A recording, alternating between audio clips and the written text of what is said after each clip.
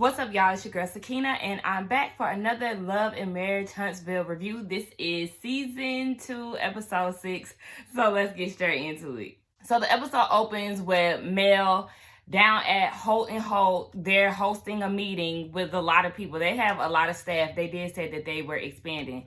So, they have some new add-on to the staff, and they're talking about how Melody has been approached to do all of these events for brands, and some people are, reoccurring brand situations. So, a lot of stuff is going on with Mel.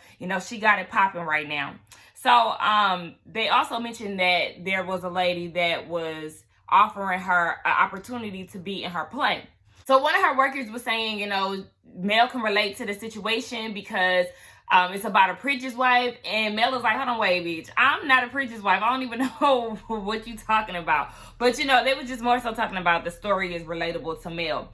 So Mel reveals that she used to play in plays when she was younger. She used to do church plays, high school plays, that type of thing. And she agrees to meet with the woman to talk about it further.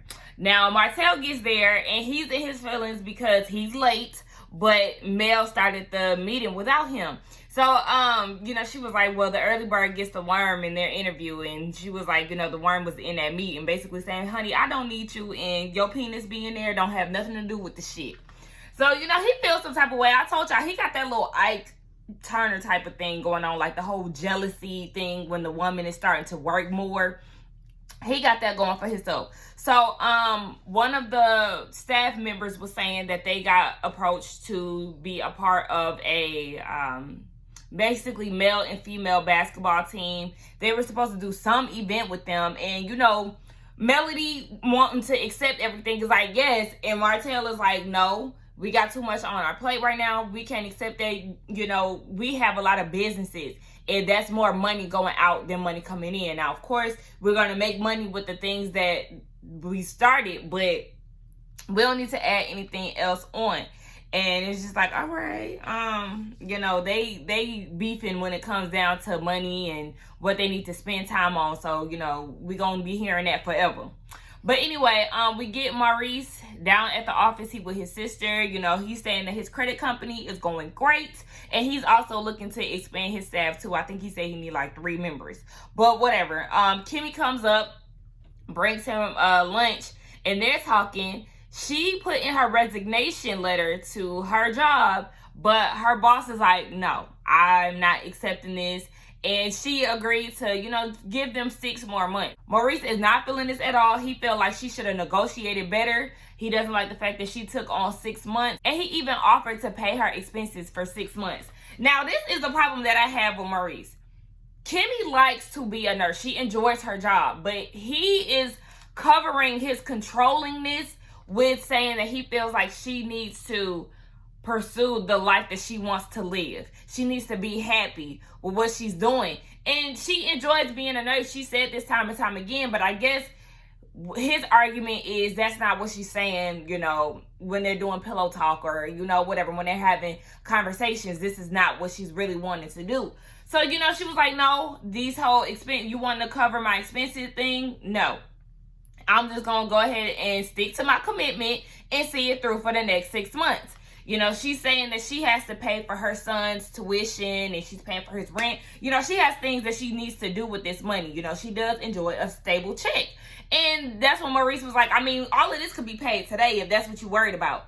Stop throwing your money around in her face. She don't need that. She has her own. Like she said, my son is my responsibility. I understand that we are now, a family. However, this is something that I want to take care of on my own. This is my child. And I feel like he's really trying to, sling his money around. Like, I don't really like that. It's really making me sigh out of hell out of Maurice because, him and Kimmi were my favorite couple, and Kimmi is still my overall favorite. But as far as Maurice, it's just like, you're being selfish. You're not listening to her dreams. You're projecting your dreams onto her. And I don't like that idea. Like, you're literally forcing this woman out of being a nurse. That's not okay. That's not what a partner does. But child, listen, that's what she got to deal with. But like I said, bad taste in my mouth, Maurice. So we get a scene with Tisha is down at the hair salon with Wanda. She wants to get her a surprise hairstyle, and Wanda is being annoying as hell, per usual. She doesn't want to take off her jacket. The woman asks to take her jacket. She's like, take my jacket? Bitch, you know what she meant when she said that. Like, I don't like Wanda's attitude. It's like the more she gets into these episodes, the more annoying she becomes, and I liked her in the beginning. But she's just being too much for me, honey. I don't have time for it. So, Wanda asked the stylist, is she familiar or has she listened to Tisha's podcast? No, the stylist ain't listened to it, honey. She ain't got time. Or I don't know if she got time, but she said she was going to listen to it. She really not. But then, Tisha was saying that she wants Wanda to stay on topic next time they have a podcast together. She didn't want to tell any of her business, but she went off into a whole rant about the Holts. And Tisha wants them to, you know, forget about the Holts and not even really address them. But my thing is, Tisha, you allow your mom to talk about them. It'll be different if you were really trying to reel her in, but you don't. You really just let her talk her shit and do whatever the hell she wants. I feel like if Tisha put her foot down one good time and chump her mama off, then she'll see that she really means what she's saying as far as not bringing them up. But the thing that really made me look at Tisha like on some shit was when she brought up the fact that Kimmi and Mel's relationship is not what her and Mel's was. So she was basically saying her and Mel had a lot in common. They had kids, they used to play together, and they were also in real estate. So that's what brought the Holts and the Scotts together. As far as Kimmi and Mel, they're trying to figure out a friendship. They're not really friends. So, you know, she wants to stay out of that and let them figure out what it is. It really sounds like you're jealous. I know you keep saying that you want to move forward, you don't want to talk about them, but the things that you say, even last week, you was just like, you know, Kimmi is spending a lot of time with Mel. You really care about them hanging around each other, and it's okay for you to have those feelings, but stop trying to act like you don't care. It's okay if you miss Mel. You just putting on a hard front, and that's what's really just like, okay. So, yes, Wanda was basically saying about the whole not bringing them up. Wanda says that, you know, Mel and Martell shouldn't have started with them. And, you know, she feels some type of way about Kimmi. You know, she feels like basically Kimmi is a snake. She feels like she crossed Tisha. And she was like, Wanda said that she feels like Kimmi is trying to buy Mel. First of all, Kimmi is the oldest out of all of them. She's way more mature. She's a grown woman. I'm trying to figure out why would she feel the need to have to buy Mel's friendship. Like, Kimmi is going to go the fuck in on Wanda. I'm telling you. When she sees these episodes, she gonna let Wanda ass have it. And she deserves it because that woman is like on some miserable type shit. Like, you're so obsessed with the Holts and who your daughter is friends with. It's disgusting. Like, girl, get the hell out of here. Like, whatever. So Martell goes and does an obstacle course thing with the kids. And he invites his dad. Child, listen. That dad got to talking about how when he's around family, it makes him feel whole. And he loves being around Martell and the kids. Doing this whole game, bro. Like, I see right through his dad. His dad was really on some, like, I'm trying to be persuasive. I'm trying to make myself sound good. But really, I'm not buying this shit. And I feel like nobody is buying this shit. Martell ain't buying that shit. He's running game on you. Simple as that. So, Martell is saying that he was upset about Mel working because the dad asked how they were doing. He's upset that she hasn't stopped working since the baby is here. And, you know, the dad was just like, you know, raising kids is hard and da-da-da. I'm like, you didn't raise your son. So what kids are you talking about? Maybe he got other kids. I don't know. But he was just saying that the kids raising is a hard thing to do. And Martell was like, okay, so I want you around, blah, blah, blah. So what's up with that? He was like, you know, pretty much everything is the same. I can't really guarantee when the next time they're going to hang out. Martell is feeling some type of way about this because he was like, I thought the whole work schedule thing, you were going to stop working so much. Okay, here's the thing. Martell, you want your dad to stop working so much so he can find time to hang with y'all, right? So the next question would be, are you going to cover his expenses for not working? Because I understand. You do want your dad to come around. He does need to come around and be more active with y'all. I understand that 100%. However, if you ain't going to pay his cost of living, I'm not understanding why you're trying to get him to cut down on work so bad. Like, yes, he needs to come around. But, honey, is you spending the coins? for him to come around and be able to have some free time. Like I said, though, I don't think that dad is too pressed to hang around y'all, truth be told. But we gonna see as the season goes on. So we got Mel down at the restaurant, and she is meeting with I forgot the lady's name, but the playwriter. The play is called Black Mother's Monologue, and it's basically about what happens when women come together with a clear heart and one intention. Basically focused around healing. Okay, everything sounds good. So then she goes into the story about why. So then she goes into the story about what Mel's role would be. So she is the preacher's wife that's life has been turned upside down because her husband's business has been aired out on the internet. He is having affairs with the music minister. I think that's what she said. And basically, it's a man. So he's been outed as gay. He was closeted or whatever the hell. So Mel is like, okay, this is real interesting. But, she feels like Mel will be a good fit because she sees the courage that Mel has, and she's been through some internet rumors and cheatings and all of that, so she can attest to some of this without it being a man. So she feels like, with you coming out and being able to deal with that stuff head on, I feel like you would be a great fit. And the writer starts talking about how she's asexual, because it came up because Mel was like, what made you want to cover this? And she was saying that, in the Black church, we are not able to be ourselves. And Mel was like, well, don't you feel like that in all churches? Yes. But you know what? She's a Black woman, so she can only talk about the Black experience. And Mel, you understand how the Black experience at the church goes. You cannot be openly sexual. You cannot be gay. You can't really be yourself, though they try to act like you can be. So, she started going into this whole conversation about how she's bisexual, child. She made that up. She said, A is for her not really being sexually attracted to people. She is not really a sexual person like that. And she said that, the B is for bisexual. She was once married to a man. She had a son and everything. But she does not really like to have a penis inside of her. What? I was like, okay. So you're not really a sexual being. Okay, that's fine. You don't really, you're not sexual like that. You don't like penetration. She said she doesn't like sex when it's not when she doesn't like sex when she's not doing it.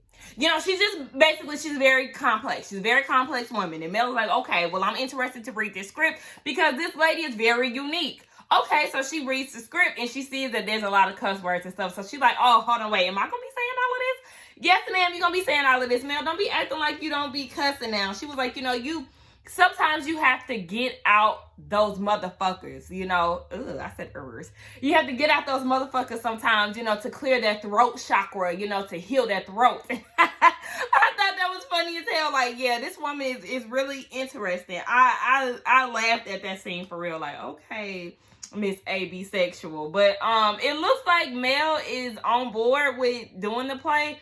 I don't know. I don't know. It looked like she was in agreement to doing it, but okay, so then we get Mel and Martell. They're out at dinner with Destiny and LeBerick. His name is so funny to me. I don't want to say funny because I don't like when people be trying to make fun of my name. Like, I don't play about that shit. But anyway, yes. So they're out at dinner. They finally get some alone time, but Martell was like, this is not his idea of alone time because he's sharing it with LeBerick and Destiny. But, he's gone on with it. And then they start talking about how Destiny and LeBerick have a long distance relationship at one point. They had been on and off before they finally decided to get married. And with them having that portion of long distance, this is an adjustment with them trying to live together. That's what Mel has shared to us in her confessions. So they started talking about their relationship and Destiny's pregnancy. So Destiny is having a midwife, and LeBerick called the midwife a witch. And me and Destiny was on the same thing, like, we not doing that. Like, her facial expression, my facial expression, I was just like, don't be disrespectful because you're so used to Western medicine, honey. Don't get it twisted, okay?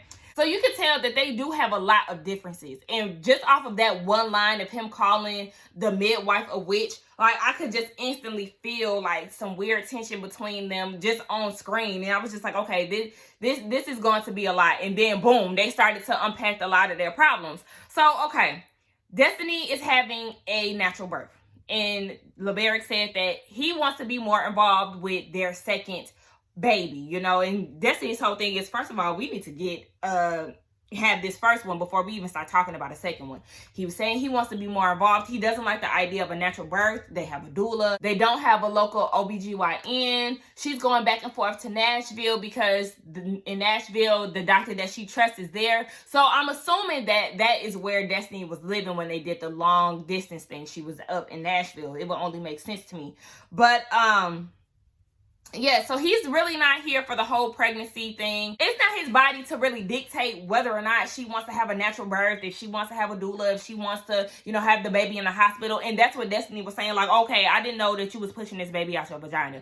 I hate when men do that shit. Don't talk about women's body until you are a woman. You're not a woman, okay? So you won't understand what our bodies go through. When it comes to having children, I feel like men need to shut the hell up. You don't have all of this, okay? So you cannot tell me about carrying a baby for 9 months and, you know, how I should go about doing it. That shit was just a total turn off, and it was a turn off to Destiny too, I can already tell. So Mel, you know, starts basically drilling LeBaric, like, hold on, wait. I know you didn't help my sis move, and she wasn't okay with that. Basically, this nigga goes and says that it threw him off, or, you know, caught him off guard when Destiny moved to Huntsville. At this time, they were already married. So how, like, their relationship just seems so confusing to me. Y'all got married without being in the same space. Destiny still lived out of state when y'all got married. So then you, as a husband, didn't think that it was okay to move your wife, to help move her? Like, and Mel was on his ass, and I loved it because she was just like, okay, he wasn't prepared for this situation. Okay, but you was prepared to get married, so y'all didn't talk about the next steps. Like, is this not, y'all didn't speak about this? So then he was saying that it was either Destiny get a Christmas gift or he help her move. She said she didn't get neither one. Girl, throw the whole nigga away. Like, I can see you need to leave him already, baby. This marriage is doomed. I really feel like maybe her having all those miscarriages was a sign. And I don't want to, you know, try to downplay her marriage or, you know, try to talk ill about her pregnancies. But it's just like, these red flags are like beaming, baby. They doing this, blinking loud as hell, waving loud. And it's just like, I don't understand why you want to be with a man like this. He is not supportive, and I can already tell. Like, ugh, girl, leave him. So, Destiny didn't want to take his last name. That was a problem. Martell feels like he can understand where LeBaric is coming from. Destiny said the reason why she didn't want to take his last name is because that is the last connection that she has to her brother who was murdered and her mother. And I feel like as a partner, you have to listen to your wife and your husband. You know, it's both sides. Maybe Destiny could have compromised and, you know, hyphenated his last name or her last name. And it's just like, either way, LeBaric is not being supportive of his wife, whether it comes down to the pregnancy, the last name. This marriage is just not okay. Yes, they're doing counseling, but I don't know if therapy is going to work for them, honey. So then, you know, it started to get real awkward and tense. So Mel was like, I didn't come here for all of this. So she tried to switch gears. Okay, so how is the salon going? Destiny is opening up her own hair salon. Everything is going great. She's about to do a soft opening. So then she mentioned the fact that she wanted to speak to Marsau because he is the only black contractor that she knows in Huntsville. You know, keep in mind she is new to the area. Okay. Mel and Martell was like, well, you know, we know more general contractors around here that's black, you know, basically trying to take the money out of his mouth, but it's whatever. So she wanted to know if inviting Tisa and Marsau was okay. Yes, it's okay. You know, it's not their event, so they won't be escorting nobody out. So Destiny asked them, are they into doing commercial work? They can only do renovations. So, you know, Mel was like, well, you need to hire us. You know, we can do the renovations for you. Martell was like, no, I don't want to deal with Destiny, but to me, I just feel like he don't want to add on extra work, which is why he said nah. So then we get Kimmi and her son. He's talking about his plans after graduation. He's getting ready to go. You know, Kimmi is excited because she no longer has to write the checks. I do love the fact that she has the means to pay for his tuition.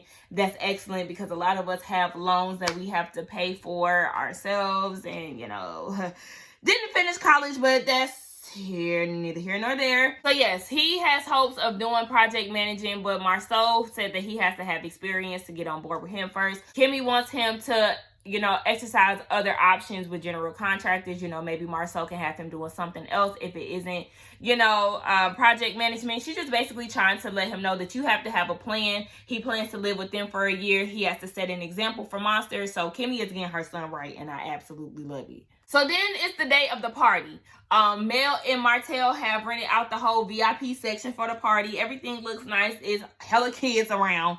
So, you know, the men are gathering around, everybody except for Marsau. He isn't there. So, LeBaric is talking about Destiny's salon opening, and everybody is invited. Okay, well, Sadari didn't get an invitation. He wants to know if he's still invited. Yes, you're invited. Okay, well, I just had to make sure because I didn't want to get escorted out. Child, I don't want to keep hearing about this damn being escorted out. Listen, so, you know, they start talking about that. Maurice feels like they should have talked to, or Mel should have talked to Tisha by herself. And, you know, Martell was like, you know, I tried to let it happen, but then when she called security, I was just like, oh my gosh, and I ran. No, you was out there, you know, hop, skipping and jumping, dancing and all of that. Okay. Excuse me. Dog shaking my stuff. Anyway, but Martell feels like they were not in a good place to even really be talking at that time. So, you know, whatever. I'm tired of talking about the whole escort and shit. So then, you know, Maurice was saying that Kimmi was right for leaving despite what Martell was saying and being upset that she left. So, Mel was talking to Destiny, and Destiny was asking if Tisha and them are going to come. You know, she said she doesn't know, but she's enjoying everybody that's there. Okay. In her confession, she really said that she would be upset if they didn't come because she extended the olive branch. So they end up showing up. And as they're walking in, the camera pans over to a sign that says private event. I said, oh, that's real cute. Y'all real shady as hell, but okay. So they show up, and Mel is very happy to see the kids. She's very nice to the children. And it's kind of awkward because, you know, Mel is in the proximity of Tisha, and Tisha's acting as if she doesn't see her. Neither one of them speak, and it's just like, okay. So then Tisha goes off to the side and talks to Kimmi. She apologizes for the way that Wanda has been behaving. Kimmi feels like you don't have to apologize for your mama's actions because we see each other, okay? I got your mama's card, okay? And I will pull it every time. I'm going to keep that same energy that she gives me, okay? So you don't have to worry about that because I can handle your mama. And that's why I like Kimmi. Check her ass every time she tries to comfort you, okay? So, they're talking to Tisha feels like, you know, I haven't been greeted by Mel and it's very disappointing. And she really wasn't going to come to the party, but she did it for the kids. She feels like she can't move forward if she continues to decline invitations. So she's here. Okay, so basically the hosts and the Scotts are ignoring each other. All of them feel like they should be greeted by one another. They feel like Marsau feels like Martell should say something. Martell feels like Marsau should say something, vice versa with the ladies. So it's just like, okay, well, I don't know what they need to do. I really feel like they all should have spoke. Hey, thank you for the invite. Thank you for coming, whatever. And Maurice feels like, you know, this is real awkward. I feel like a child in the middle of a parent's argument. I know how that shit feel, honey. So listen. So Mel takes Tisha aside and they start talking about, you know, the thank yous for comings and thanks for the invitations, all of that. Okay. So Tisha was saying, you know, my whole point of coming to your Embrace event was to celebrate with you and to congratulate you for all that you're doing, yada yada. So then this is when shit starts to turn for the worse. Mel interrupts her and was like, so you feel like you couldn't text me that first? All right. So, you know, Tish was just like, you know, can I speak? You know, and she was just basically saying, I was just there to celebrate you, and it just didn't go that way. But, you know, I do feel like she could have texted Mel first to kind of test out the waters first. Don't just go and show up to somebody's event, because then that's how you end up getting kicked out. You didn't test the waters out first. You know that y'all was having some type of beef. You know you was retweeting shit, negative things about her. So it's just like, okay, Tish, you really gotta own up to your mistakes and just showing up with no type of invitation. So then Mel says that she feels like Tisha was really coming against her brand. And Tisha's like, okay, what brand do you have? Child, she has the brand of women empowerment. I'm really not a women's empowerment type of girl. I don't like using that phrase. Like, shout out to all the women that's doing their thing. I will always celebrate a woman that is on her job, that is doing her thing. I love it. Black girl magic, all of that. However, I feel like the word women's empowerment is such a heavy title. Like, you know, if you say women's empowerment and then you go to the next, you know, girl and try to talk shit about her, try to shit on what she has going on, that's not women's empowerment. So I don't really like to use that word because it holds such a heavy status. But, you know, whatever. So, yes, that's Mel's brand. And she was like, you know, remember, like I empowered you and brought you out the house? And that's where the episode ended. So I feel like, okay, Mel should have let Tisha get her thoughts out. Let her get her thoughts out first, and then you can, you know, say what you needed to say. But you interrupting that instantly makes Tisha defensive. It instantly will piss somebody off and change the dynamic of the conversation.